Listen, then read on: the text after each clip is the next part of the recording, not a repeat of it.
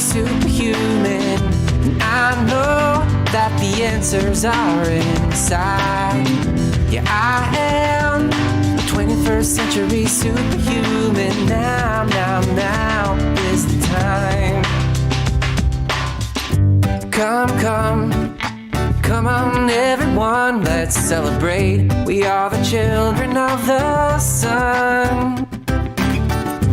I can see it when I look into your eyes. We are the same, and we are light, yeah, we are one. Hear now, hear my ancient prayer and sing along. We are awakening as one. We can make a difference. Yeah, we can be the change it takes to make the world a lot more fun. Well, if you're feeling kinda down and you need some inspiration to remember who you are, oh, now, child, please don't frown. You can choose a new vibration and these words can take you far. I am a 21st century superhuman, and I know that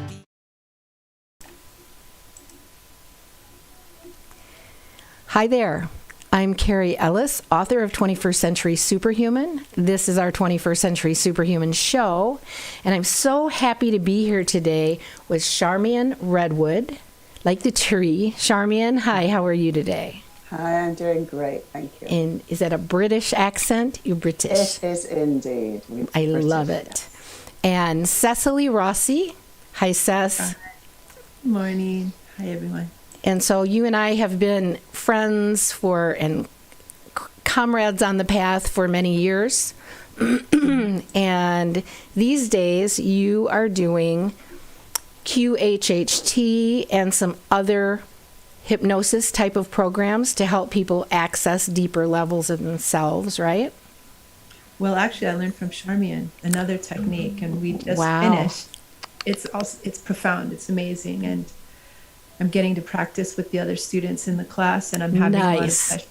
You can't even. I'm blown away the things that are shifting for me right now. Great. Yeah. How exciting!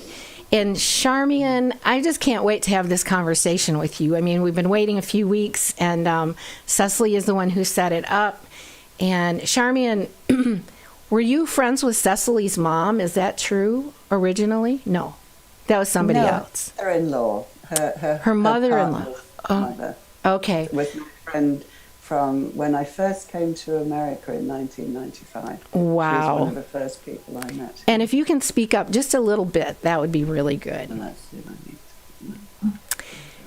So I understand that many years ago, what started you on this path, Charmian, is you having a near-death experience, or we call them NDEs, which means you literally went to the other side and came back. And wow, and you have a story to tell about that. So we would love to hear your story. Yes, it changed my life completely. I was 29. I was a school teacher, really normal person, nothing spiritual, didn't meditate, didn't have any religious beliefs, anything like that. And I gave birth to twins. I had 2 little babies. Wow. And during the birth, this was on my Saturn return when I was 29. During the birth, everything that could go wrong did go wrong. And I'd gone into the birth really positive. I invited these babies. I really wanted them. I thought everything's just going to be so easy. Well, it wasn't. It was a nightmare. Wow. So I ended up with blood poisoning, which I'd had this internal bleeding that they didn't see because I had an intern assisting at the births who should not have been doing a twin birth, but it was a Sunday. All the real doctors were at home. And of course, there was a divine hand in all this, right? Well, this is what I understand now. I mean, even very soon afterwards, People said, oh, you should sue the hospital. And I said, no, this is the blessing that set me on the course. Yes. And I was turned 70 2 weeks ago. So I've had all that time from 29 to 70 to be living a completely different life. So let me tell you about the experience, because I do like to share this with people. Please. Because as a culture, as a society, we're so afraid of death. We think it's the end. Or if you've had a religious upbringing that has put fear into you, it makes it even harder. So I really love to tell people that it's nothing like that. I just had the sensation of floating up out of my body. There was no fear at all, even though at the time I had no concept of an afterlife or another side or heaven or anything.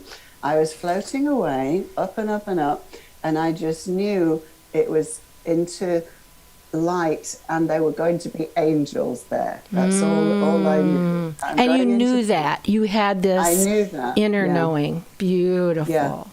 I just knew, well, I just felt it. I just floated, let go, just let go. And then I floated into this ocean of golden light. And when I got there, wow, everything you could ever want, ever need, all the love that you could imagine, you were just enfolded in it. So while I'm floating in this golden light, I knew this is home, this is who I am, this is where I came from, this is where I want to be.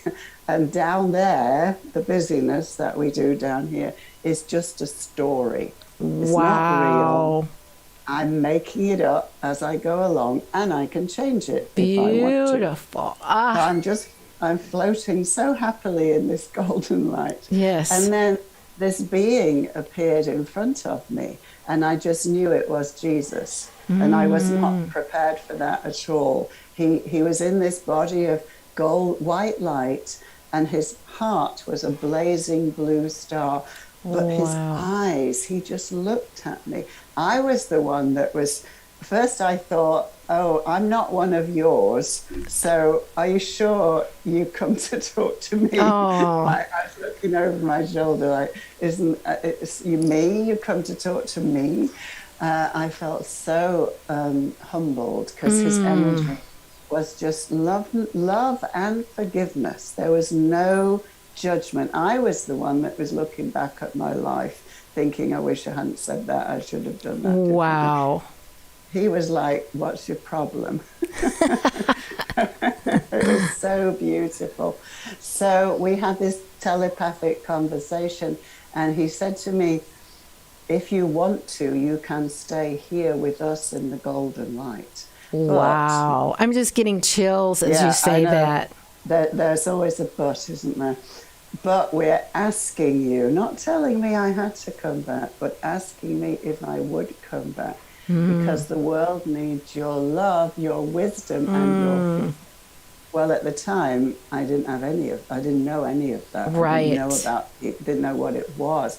So I said to him, how can I go back down there knowing that this is where I belong with you? So what he did, he reached into his heart and he broke off a piece of his star. And he put it in my heart. He said, now you will know that I am always with you. Wow. So the next minute, I don't remember how I got down. Just the next minute, I'm floating over that body in the hospital bed. That is, now I'm very clear that is not who I am. Right. That is just the house that I am living in. Because when I left the body, all of my consciousness was not in the body. It was in the being that was looking down at the body. Beautiful. So I knew that if I got back into that body, which is not who I am, I would take on suffering. If I stayed out with them in the light, there is no suffering. It's just constant love and joy. But I'd just given birth to babies. They were 10 days old. I had two. Their father was not that keen on babies. It was my idea. And then we had two. Right. And there was no way I was going to leave motherless children because I love children. So this happened after, did your NDE happen after the birth or during? 10 days, 10 days after. I was rushed back to the hospital with this blood poisoning. Okay. And at that time, I didn't care whether I lived or died. I was so sick. Wow. I just didn't care. Just leave me alone. Don't ask me daft questions about how I want to be buried and what religion I am. You know, you go into hospital and you have to, and I was just like, leave me alone. Wow. Just leave me to die. Anyway, when I came back, everything that my life had been about, I had a career as a school teacher, I was buying a house, none of that was relevant at all. I just knew there is a plan for this planet, for this earth, that is lifting it up out of darkness into light. And I just said, wherever you need me to be, let me know and I will go. And whatever you need me to do, I will do. Beautiful. So, since that time, which was in 1980, I remember because that's when my babies were born. Right. 1980, I've been traveling. I think I've lived in 100 places since. Wow. And the other thing was, I said, I want a way for people to experience this without having to go through all the drama, because I tell you, it was pretty dramatic. And so I just gradually created, and this is what Ceslie has just finished taking the class, I created authentic self-hypnosis, where I take people into that golden light to experience their divine essence and ask it, who am I? What's my purpose here? What's in the way? What's blocking me? Any issues in the life? We can ask the soul, your own soul. So it's not going to get information from outside, it's getting your own information. So Nice. I've been doing that for 30 years. And then last year I was told I needed to start teaching it. So I've just started teaching. It's called Authentic Self-Hypnosis. And Nice. so that's pretty much what I do now. Beautiful. Oh, beautiful. And so it's been 40 years since you had the NDE. And what was the first step that you made in integrating that experience into your daily life? Well, I left my husband. Wow. Step number one. Mm-hmm. And then I found that I could do laying on hands. He was actually sick. My husband was sick. Mm-hmm. And I knew that if I put my hands on him, I would take the pain away. I didn't know how. I just knew I could. And so I did, and that went away.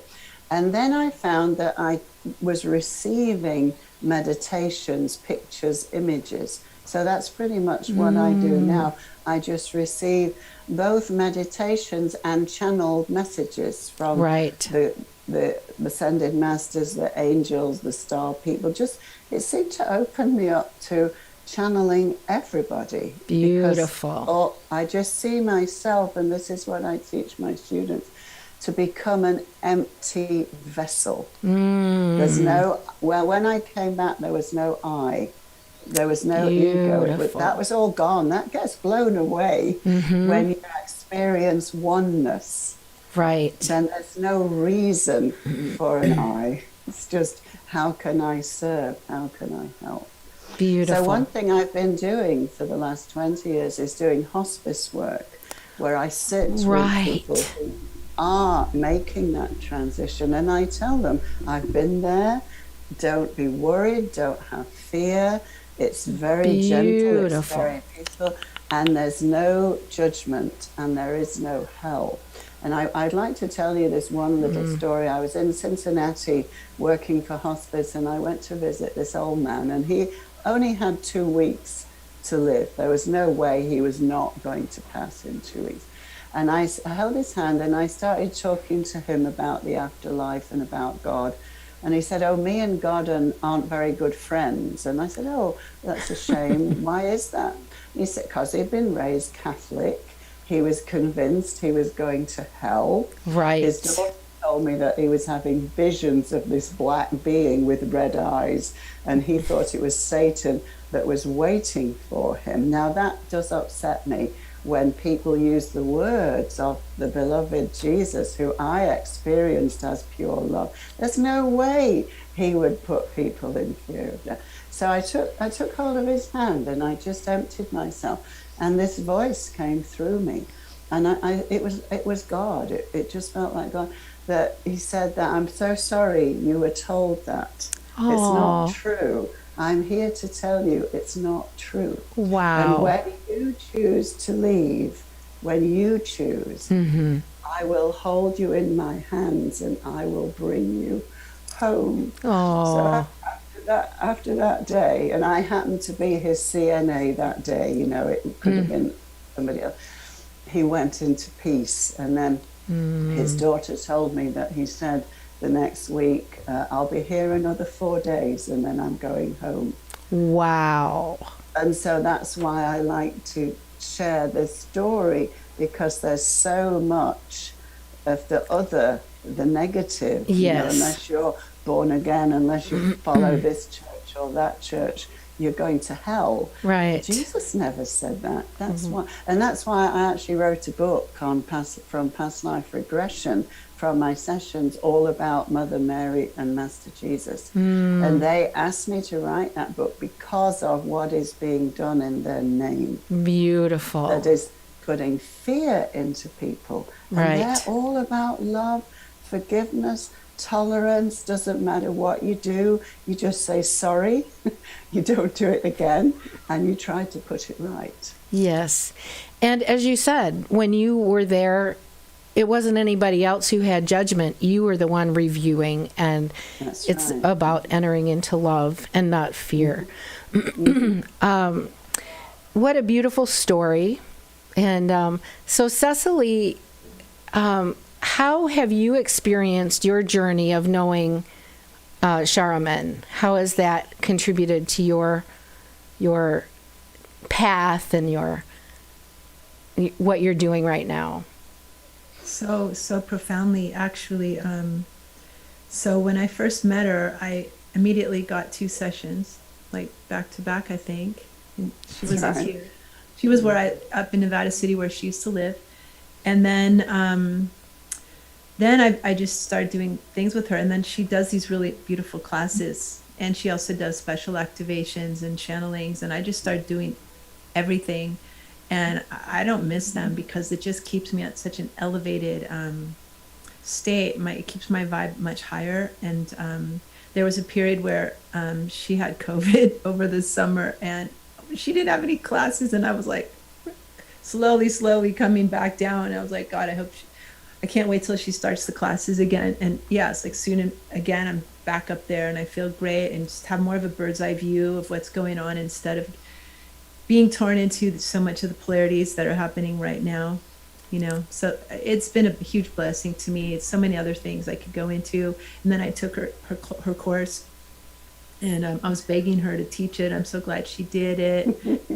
And it's so amazing. And yeah, and actually after this, I have a session with one of the students that I'm giving her a session.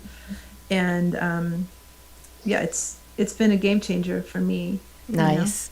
So, Charmian, people can do sessions with you. They can do classes. So I've put your website and Ceslie's website and mine underneath the video so people can find all of us if they would like to.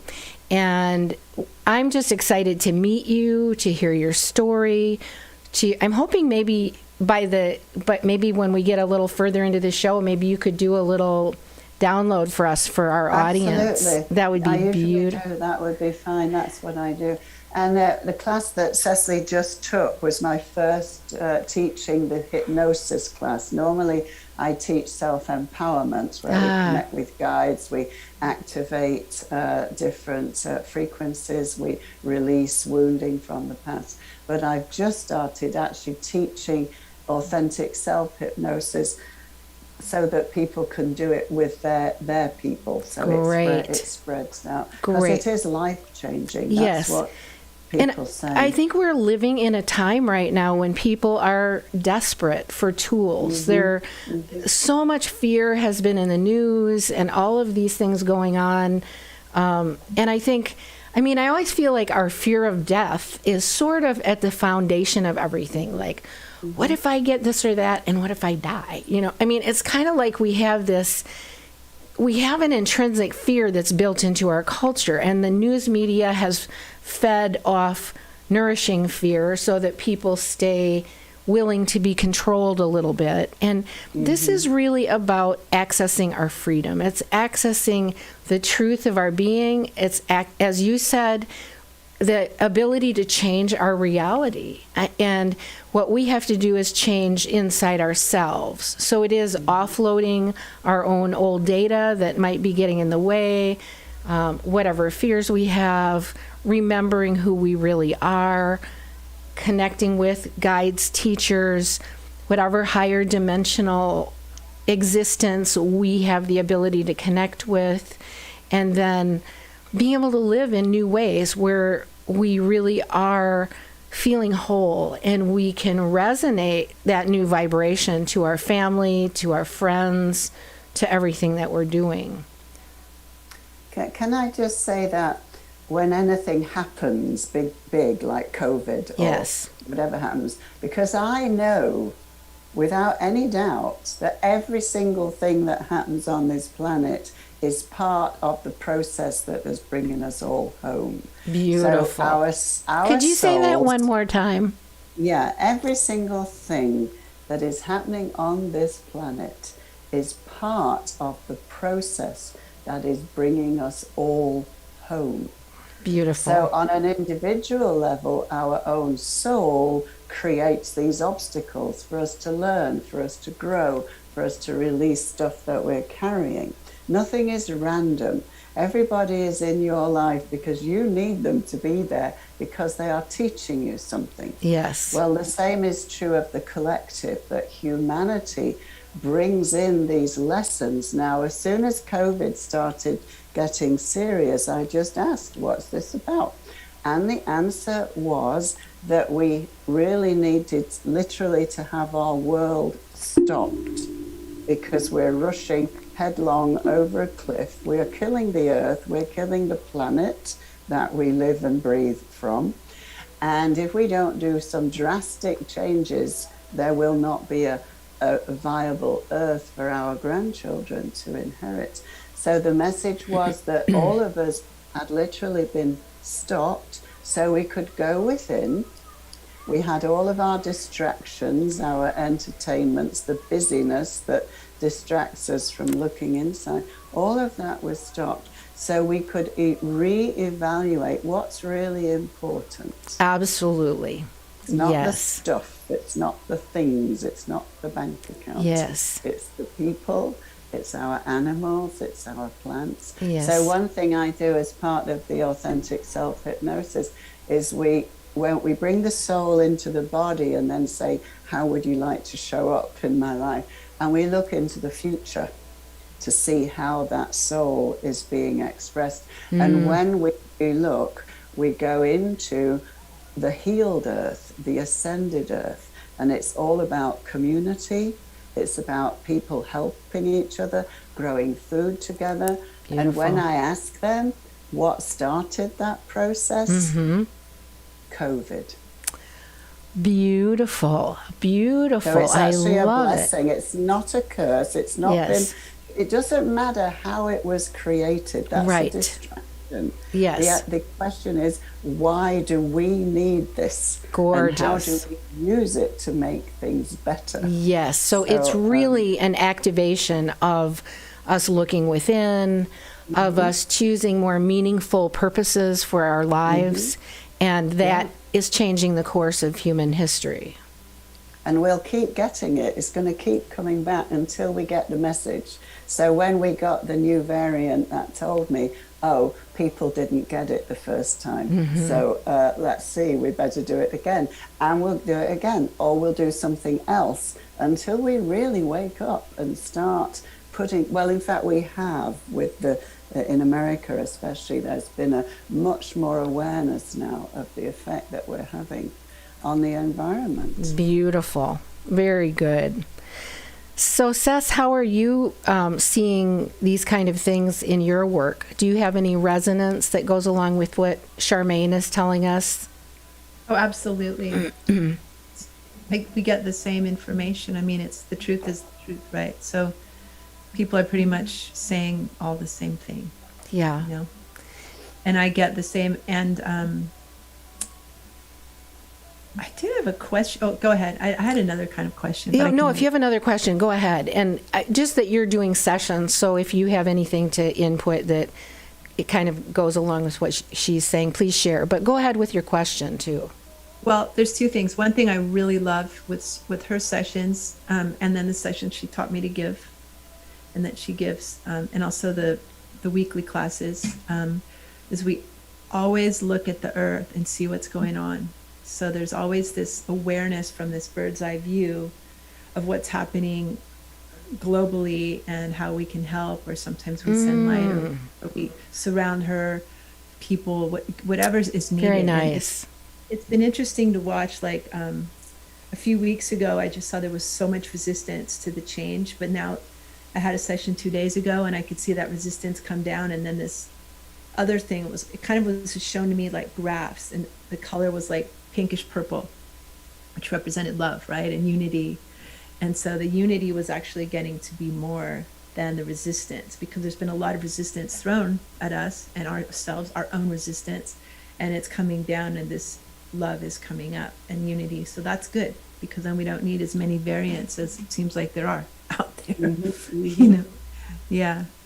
Then I had another quick question.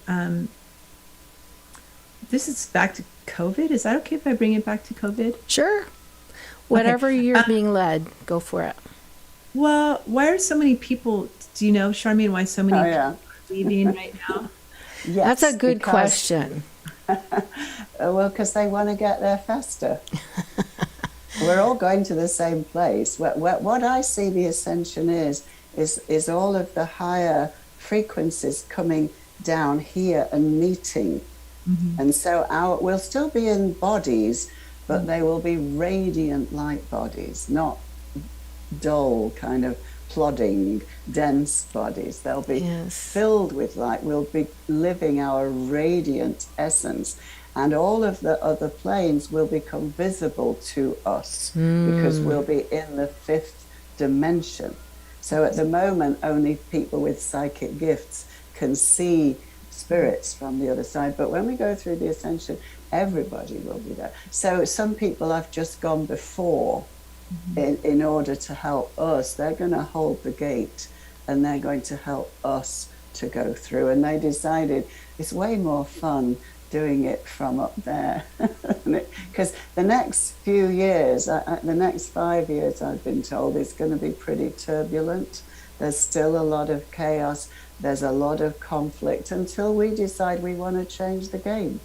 We don't want to play this one anymore. Beautiful. So, and this is why it is so important now, and this is why I like to talk and come on the shows, is it's vital for the light workers